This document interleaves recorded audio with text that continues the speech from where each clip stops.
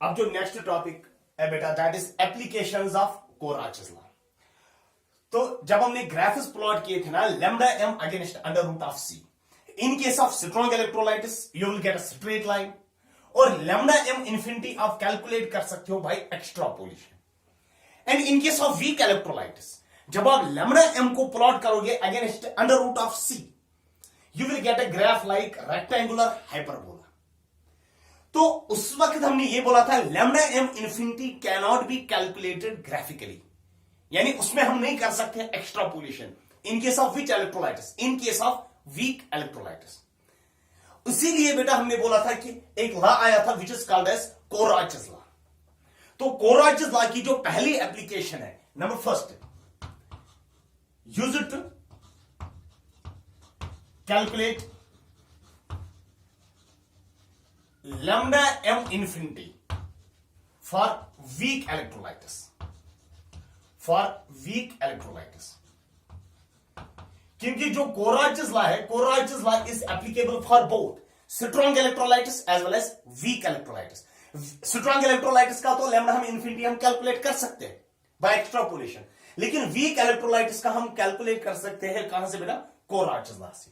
ध्यान देना, मैं यहां पर बेटा क्वेश्चन लिखूंगा, ये पहली एप्लीकेशन है बेटा कोराचेस लॉ की। क्वेश्चन ऐसी, लैम्डा एम इंफिनिटी बेटा, lambda M infinity CH3 COONA का देके है, it is equal to x.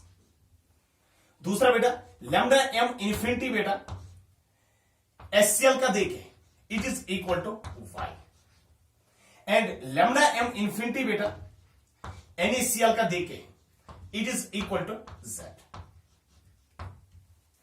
इनकी कंडक्टेंस का वैल्यू बेटा x, इसकी कंडक्टेंस का वैल्यू y, और इसकी कंडक्टेंस का वैल्यू क्या है बेटा Z। आपको क्या कैलकुलेट करना है, calculate lambda M infinity of CH3 COOH। आपको बेटा CH3 COOH का क्या कैलकुलेट करना है, लैम्डा एम इंफिनिटी। ध्यान देना, जो CH3 COOH है एसिटिक एसिड, इसमें बेटा दो आयन प्रेजेंट होते हैं। कौन कौन सा बेटा, CH3COO negative and H positive. यानी हमें दो आयन पता होनी चाहिए, CH3COO नेगेटिव आयन होना चाहिए और दूसरा कौन सा आयन होना चाहिए, H पॉजिटिव आयन होना चाहिए। अब ध्यान देना बेटा, जो पहला हमारे पास है it can give CH3COO negative, क्योंकि ये CH3COO नेगेटिव देगा और Na पॉजिटिव देगा, वो इंपैक्ट मिलेगा क्या, CH3COO नेगेटिव। और दूसरा वाला जो हमारे पास है, इससे आपको क्या मिलेगा, H positive and Cl negative, यानी यहां से आपको क्या मिलेगा, H पॉजिटिव। यानी इन दो को जब आप ऐड करोगे, CH3CONA और HCl को जब आप ऐड करोगे, ध्यान देना सॉल्यूशन यहां पर मैं लिखूंगा,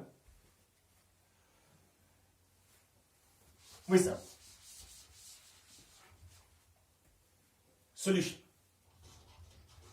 अगर आप CH3COONA को बेटा HCl ऐड करोगे plus HCl, it can give CH3COOH plus NaCl, यही देगा ना। ध्यान देना, इसकी कंडक्टेंस देखे CH3COO नेगेटिव, इसकी कंडक्टेंस देखे CH3CONA की कंडक्टेंस देखे कितनी है बेटा X, और HCl की कंडक्टेंस देखे कितनी है Y, और NaCl की कंडक्टेंस देखे कितनी है Z। अगर आप यही, आपको किसकी कंडक्टेंस कैलकुलेट करनी है, you have to calculate the conductance of CH3COOH। इसकी कंडक्टेंस बेटा आपको कैसे मिलेगी, ध्यान देना, इस Z को हम बेटा इस साइड ले लेंगे, इट बिकम्स इक्वल टू, इन दोनों को ऐड किया ना, it becomes equal to X plus Y, और ये Z इस साइड क्या आ जाएगा माइनस, यानी इसकी कंडक्टेंस जो आ जाएगी वो आ जाएगी X plus Y minus Z।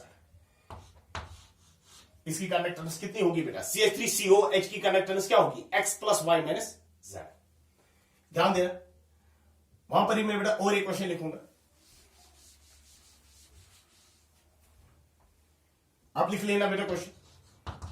Lambda M infinity बेटा KCl का देके it is equal to 100 siemens centimetre square per mole, इसकी मोलर कंडक्टेंस देके, साथ में बेटा लैम्डा एम इंफिनिटी NaCl का देके it is equal to 250 siemens centimetre square per mole.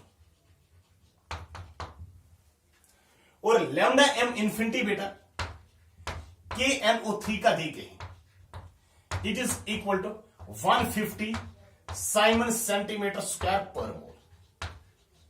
ये 3 कंडक्टेंसेस के वैल्यूज बेटा आपके पास दे गए और आपको क्या कैलकुलेट करना है, कैलकुलेट लैम्डा एम इन्फिनिटी।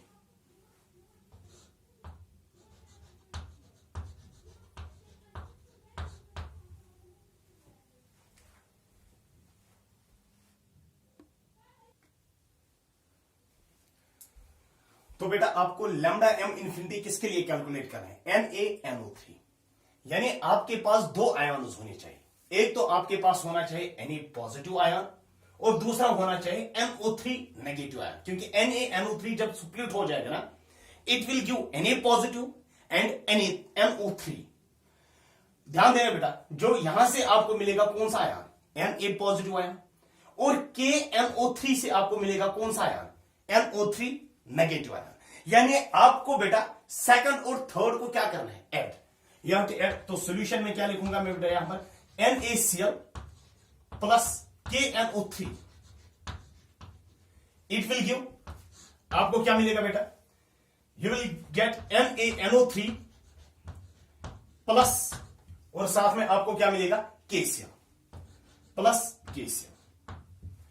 यानी अगर तू पूछा NaCl की कंडक्टेंस क्या है, NaCl की कंडक्टेंस क्या है 250 और KNO3 की कंडक्टेंस क्या है 150 और KCl की कंडक्टेंस क्या है, इट इज 100। तो NaNO3 की जो कंडक्टेंस होगी वो होगी किसके बराबर, this plus this minus this, minus 100, क्योंकि KCl यहां पर आ जाएगा ना माइनस। तो NaNO3 की कंडक्टेंस किसके बराबर होगी, 250 plus 150 minus 100, that will become equal to 400 minus 100, that becomes equal to 300 siemens centimetre square per mole. तो आपने बेटा NaNO3 की कंडक्टेंस निकाली, किसके बराबर है, 300 siemens centimetre square per mole.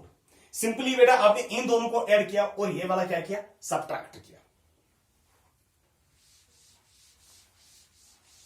ये पहली एप्लीकेशन थी किसकी बेटा, कोराचेस लॉ की। यानी Kohlrausch's law is used to find lambda M infinity for which electrolytes, weak electrolytes. हम स्ट्रांग इलेक्ट्रोलाइट्स के लिए भी निकाल सकते हैं बेटा by using Kohlrausch's law. Number second application जो है इसकी, it is used to calculate DOD, degree of dissociation, that is alpha for weak electrolytes. It is used to calculate degree of dissociation for which electrolytes, weak electrolytes. Alpha का value जो होता है that is equal to molar conductance divided by molar conductance at infinite dilution. यानी alpha जो है it is equal to lambda m divided by lambda m infinite, और alpha is equal to तला molar conductance किसके बराबर होगी, it will become equal to n factor into lambda eq, n factor into lambda eq, n factor into lambda eq, n factor and n factor will get cancel out, it will become equal to lambda eq divided by lambda eq infinite. तो अगर आपको molar conductance पता है ना किसी भी concentration पे, और मोलर कंडक्टेंस पता है at infinite dilution, you can find out the value of alpha. Alpha क्या होता है बेटा, alpha is the degree of dissociation. Number third point,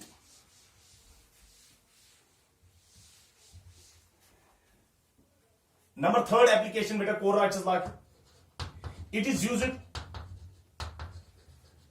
to calculate solubility and solubility product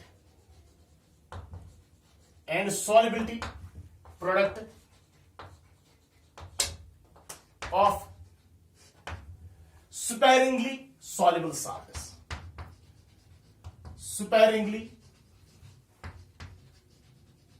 soluble salts. ध्यान देना, अगर हम देख लेंगे ना ये साल्ट जो हमारे पास what you called as sparingly soluble salts. Sparingly soluble salts कौन से साल्ट्स होते हैं, ध्यान देना। अगर हम साल्ट्स देख लेंगे ना, कुछ साल्ट्स हमारे पास होते हैं सॉल्युबल साल्ट्स और कुछ साल्ट्स होते हैं स्लाइटली सॉल्युबल साल्ट्स, और थर्ड कैटेगरी जो आती है ना that is called as sparingly soluble salts. Sparingly soluble salt जो होते हैं ना ये वाटर में बहुत कम डिसॉल्व होते हैं क्योंकि इनकी लेटेस्ट एंथैल्पी बहुत ज्यादा होती है। यानी जो साल्ट्स कम डिसॉल्व होते हैं ना due to high latest enthalpy, you called those salts as sparingly soluble salts. जैसे बेटा स्पेरिंगली सॉल्युबल साल्ट कौन सा हमारे पास होता है, AgCl is a sparingly soluble salt, AgBr is a sparingly soluble salt, यानी they dissolve to a very small extent. अगर मैं यहां पर लेता हूं ये वाटर हमारे पास, इस वाटर में अगर मैं AgBr डाल देता हूं, you are agree with AgBr, AgBr is a sparingly soluble salt. अगर मैं AgBr के 100 मोल्स डाल देता हूं, कितने मोल्स बेटा 100 मोल्स, ये 100 के 100 डिसॉल्व नहीं हो जाएंगे, इसमें बेटा खाली डिसॉल्व हो जाएगा 0.01 मोल डिसॉल्व, 0.01 के डिसॉल्व, और बाकी जो रिमेनिंग यहां पर होगा, यहां पर ये सेटल डाउन हो जाएगा, और यहां पर कितने होंगे बेटा 99.99 मोल्स, इतनी बेटा यहां पर आ जाए, यानी they dissolve to a very small extent. अब जो AgBr डिसॉल्व हो जाएगा वहां पर, अब अगर आप देखोगे ना ये वाला सॉल्यूशन जो आपके पास है ना it is a saturated solution, या सैचुरेटेड सॉल्यूशन, क्योंकि सैचुरेटेड सॉल्यूशन वो वाला सॉल्यूशन होता है जहां पर इक्विलिब्रियम होता है। अब ये AgBr दो जगह प्रेजेंट होगा, एक तो AgBr यहां पर प्रेजेंट होगा एट द बॉटम, दूसरा AgBr बेटा 0.01 मोल जो डिसॉल्व हो गए, they will be present in the dissolved state, that they will be present in the form of Ag positive aqueous and Br negative aqueous। और वहां पर क्या होगा बेटा इक्विलिब्रियम, किस किस के बीच में इक्विलिब्रियम होगा, between the dissolved solute and the undissolved solute. यहां पर बेटा तो 99.99 बेटा बॉटम पे होंगे, settle down at the bottom, and 0.01 mole जो होंगे दे विल डिसॉल्व। तो इसी AgBr की अगर हम बात कर लेंगे, ये AgBr जो हमारे पास है, इस AgBr सॉलिड को अगर हम देख लेंगे it will give Ag positive aqueous plus Br negative aqueous. तो योर सीधे रास्ता कंसंट्रेशन, जो यहां पर कंसंट्रेशन होगी, किसकी concentration, Ag positive and Br negative की, you call that concentration as solubility. जो सॉल्युबिलिटी होता है ना, जो हमने पहले ही बोला, it is used to calculate the solubility. Solubility का मतलब होता है कंसंट्रेशन, मगर ये सॉल्यूशन ऐसा को सैचुरेटेड सॉल्यूशन, यानी जब वहां पर इक्विलिब्रियम होगा, यानी एट इक्विलिब्रियम की अगर हम बात कर लेंगे, एट इक्विलिब्रियम इसकी जो कंसंट्रेशन होगी आप बोलते हैं C, लेकिन उस कंसंट्रेशन को हम क्या बोलते हैं S। इसकी भी जो कंसंट्रेशन है you write that as S। अब अगर हम देख लेंगे ना यहां पर इक्विलिब्रियम है, इक्विलिब्रियम के लिए हम क्या लिख सकते हैं, equilibrium constant K equilibrium, K equilibrium किसके बराबर होगा, it will be equal to concentration of Ag positive into concentration of Br negative divided by concentration of AgBr।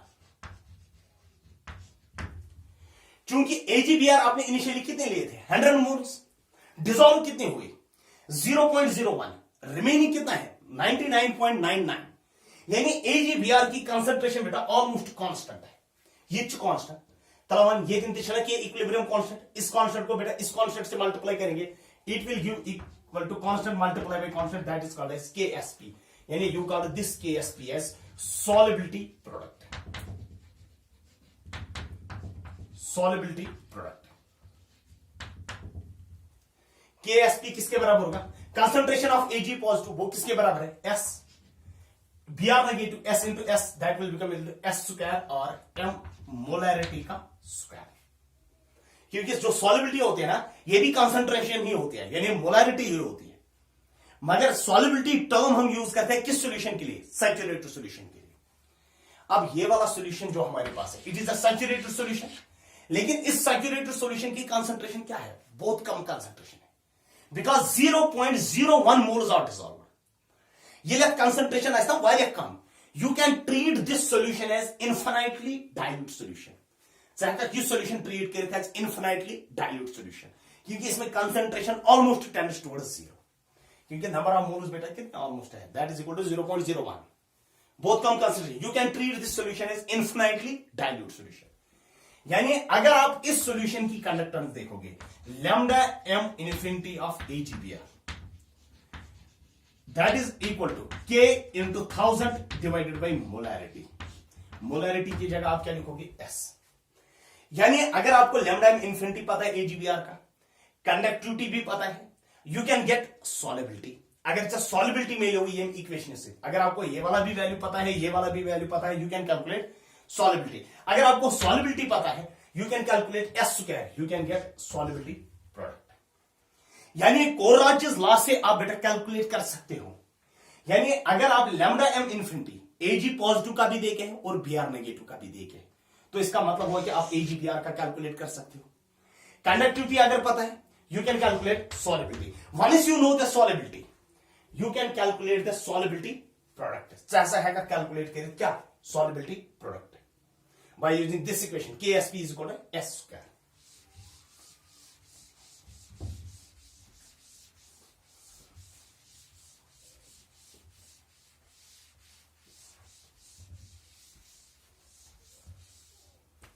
अब लिख लेना बेटा क्वेश्चन. Write the expressions of lambda M infinity and lambda E Q infinity for the following salts.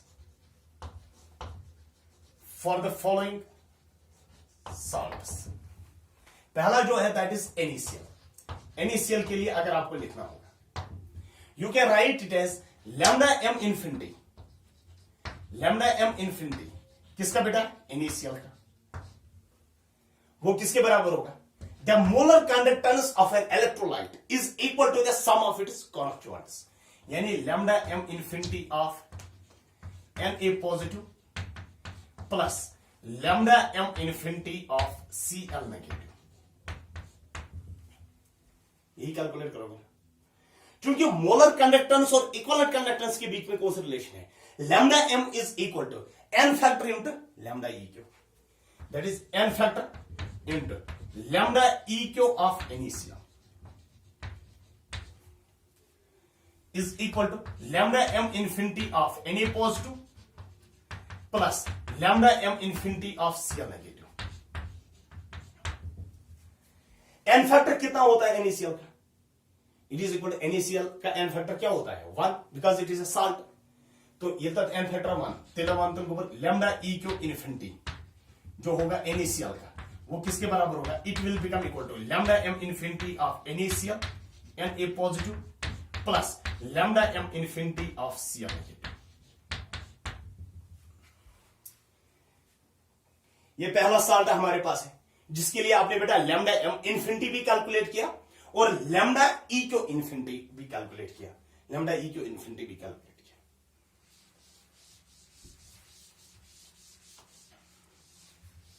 दूसरा salt जो है that is CaCl2. CaCl2 calcium chloride. Can you write it as lambda M infinity of calcium chloride CaCl2 किसके बराबर होगा, it will become equal to lambda M infinity of calcium 2 positive plus twice lambda M infinity of Cl negative. यही है ना कोलराजेस law क्या है. अगर हम देख लेंगे, it becomes equal to n factor. n factor कितना है CaCl2 के लिए 2. You can write it as 2 into lambda E Q infinity of CaCl2 is equal to lambda m infinity of calcium 2 positive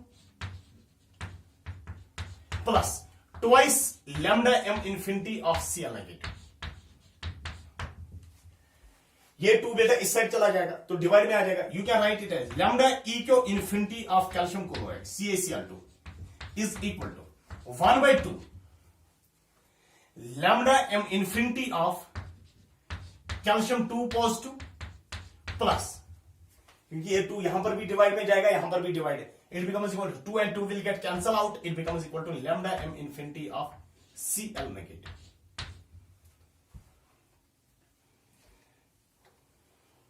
Number third salt is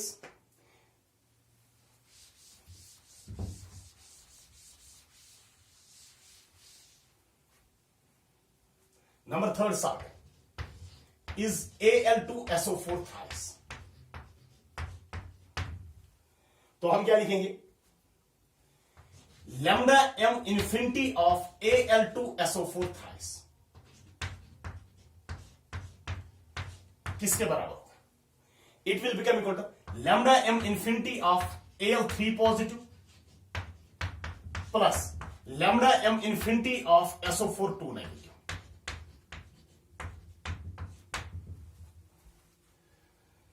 Al3 positive तला बराबर aluminium कितनी बार है twice और SO4 कितनी बार है thrice. लेकिन इस lambda m is equal to n factor into lambda E Q. n factor कितना है Al2SO4 का 6 into lambda E Q infinity of Al2SO4 thrice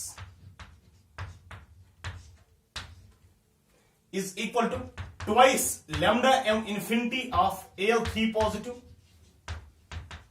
plus thrice lambda m infinity of SO4 2 negative.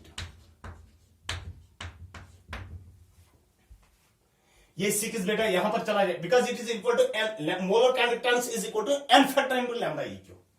It becomes equal to lambda E Q infinity जो होगा Al2SO4 thrice का,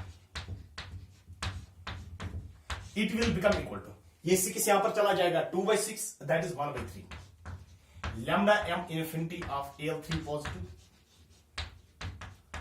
plus ये 6 यहां पर भी चला जाएगा डिवाइड में 1/2 lambda m infinity of SO4 2 negative। यानी आपने बेटा lambda E Q infinity calculate किया किसके लिए बेटा Al2SO4 थ्राइस के लिए। दिस वॉज ऑल अबाउट बेटा कोराचेज लॉ को। तो कोराचेज लॉ में आपने देखा था बेटा एप्लीकेशंस भी और हम कैसे एक्सप्रेशंस लिखते हैं, कौन से एक्सप्रेशंस, लैम्डा m के expressions as well as lambda E Q के expressions.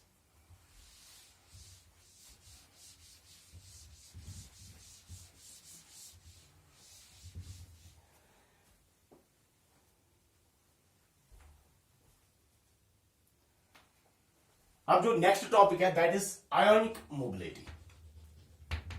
Ionic mobility, and you denote the ionic mobility by mu। ध्यान देना, ionic mobility की पहले डेफिनेशन लिख लेना बेटा, defined as speed of ion per unit potential gradient, per unit potential gradient defined as speed of ion per unit potential gradient, you call that as ionic mobility। अगर ये दो electrodes हमारे पास है, this is electrode 1 and this is electrode 7, ये दो electrodes हमारे पास है बेटा, इन दो इलेक्ट्रोड्स के अगेंस्ट में यहां पर बेटा बैटरी कनेक्ट कर देता हूं। इस बैटरी की वोल्टेज है 2 volt and the distance between the two electrodes is 0.2 metre. L is the distance between the two electrodes। तो अगर आपको बेटा पोटेंशियल ग्रेडियंट कैलकुलेट करना होगा, अगर इसे कैलकुलेट ही करो पोटेंशियल ग्रेडियंट, पोटेंशियल ग्रेडियंट जो होता है, potential gradient, if you have to calculate potential gradient, potential gradient जो होता है दैट इज वोल्ट अप्लाइड। कितनी वोल्टेज आप अप्लाई करोगे that is 2 volt divided by distance कितनी है 0.2, यानी V divided by L, that is called as potential gradient. That point ऊपर चला जाएगा, it becomes equal to 10 volt per metre. This is called as potential gradient, 10 volt per metre. यानी potential कितना आप apply करोगे per unit length, you call that as a potential gradient. जो ionic mobility होती है mu, it is equal to speed of ion divided by potential gradient, divided by potential gradient।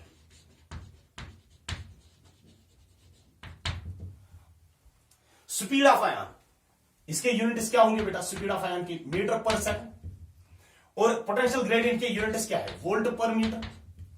फिर मुझे बता म्यू के यूनिट्स क्या होंगे, आयनिक मोबिलिटी के यूनिट्स क्या होंगे। आयनिक मोबिलिटी के यूनिट्स होंगे मीटर ऊपर चला जाएगा, it becomes equal to metre square per volt per second.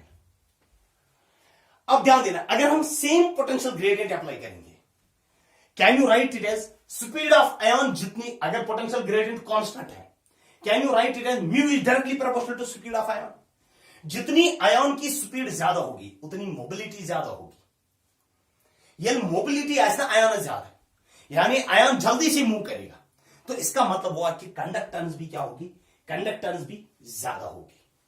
तो अगर हम देख लेंगे, यानी जितनी मोबिलिटी ज्यादा होगी, यानी जितनी आयन की मूवमेंट ज्यादा होगी, उतनी कंडक्टेंस भी क्या होगी, ज्यादा ही होगी।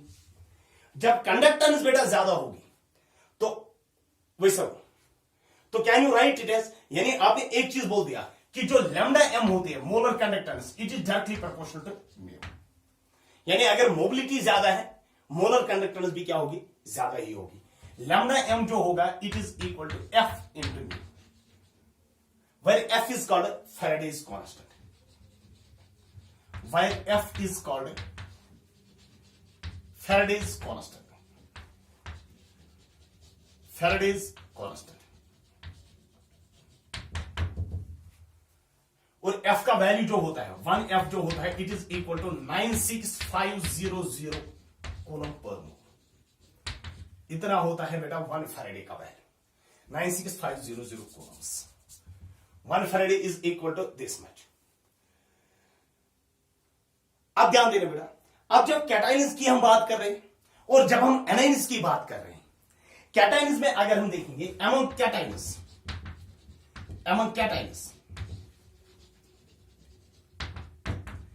H positive has higher mobility। कोई भी कैटायन अगर आप लेते हो ना, अगर आप कंपैरिजन में लाओगे, सबसे ज्यादा आयनिक मोबिलिटी किसकी होती है, H पॉजिटिव, यानी सबसे ज्यादा कंडक्टेंस किसकी वजह से होती है, H पॉजिटिव की वजह से। और अगर हम एनायंस की बात करेंगे, among एनायंस, जितने भी एनायंस आपके पास होंगे बेटा, OH negative has higher mobility.